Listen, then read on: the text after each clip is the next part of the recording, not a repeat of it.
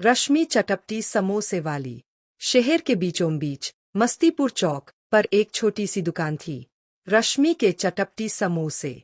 रश्मि एक चुलबुली और मेहनती लड़की रोज सुबह 5 बजे उठती थी।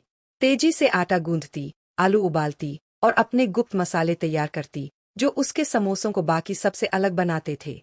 उसका नियम था, हर समोसे में थोड़ा प्यार और थोड़ा चटपटा तड़का होना चाहिए। लोग कहते थे कि रश्मि के समोसों में जादू है। जो एक बार खा ले, वो औरों को छोड़ ही नहीं पाता। पड़ोसी का नाम गजेंद्र कचौड़ी वाला। रश्मि की दुकान के बगल में ही थी गजेंद्र की दुकान, गज्जू की गर्मागर्म कचौड़ियाँ। पहले गजेंद्र की दुकान बहुत चलती थी, लेकिन जैसे ही रश्मि आई, उसके कस्टमर धीरे धीरे रश्मि की तरफ खिसकने लगे। सुबह की भीड़ में सब कहते, भाई आज समोसे ही खाते हैं, कचौड़ी तो कल भी मिलेगी। गजेंद्र की भौहें टेढ़ी हो जाती। वो रोज किसी न किसी बहाने रश्मि को छेड़ता। इतना मसाला डालकर लोगों का पेट खराब कर देगी एक दिन। ये सब औरतों का काम नहीं, दुकानदारी मुझसे सीख। लेकिन रश्मि हमेशा मुस्कुराकर कहती, भैया मेरा काम बोलता है, मैं नहीं। गजेंद्र की चालाकी। गजेंद्र की जलन अब हद पार करने लगी।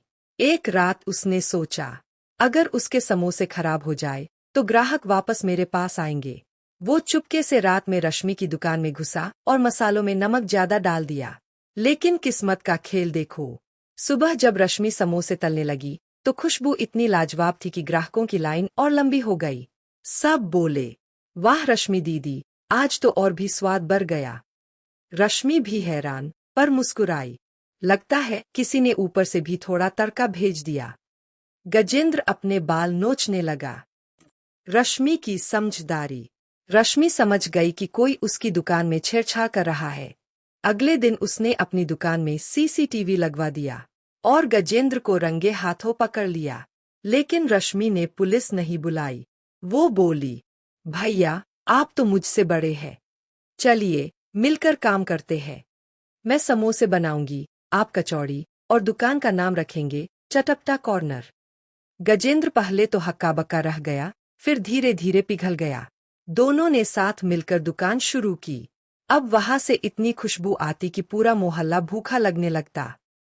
अंत में रश्मि और गजेंद्र की जोड़ी अब मस्तीपुर की पहचान बन गई। रश्मि के समोसे और गजेंद्र की कचौड़ी। लोग दूर दूर से खाने आने लगे।